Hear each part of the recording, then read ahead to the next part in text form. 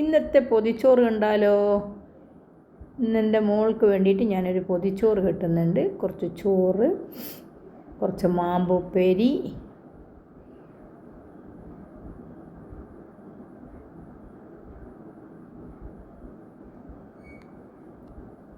പിന്നെ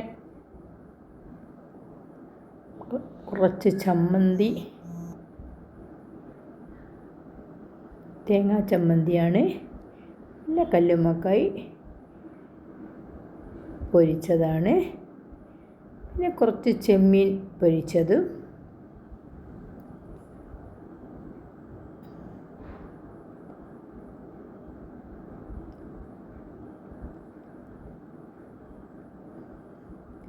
ഇത്രയാണ് ഇന്നത്തെ പൊതിച്ചോറ്.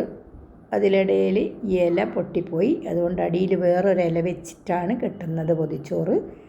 നല്ലപോലെ കെട്ടി. ഇനി പൊതിയാൻ അറിയാത്ത ആളാണ് പൊതിച്ചോറ് കെട്ടുന്നതെന്നൊന്നും പറയണ്ട, എനിക്കിങ്ങനെ അറിയൂ പൊതിച്ചോറ് കെട്ടാൻ.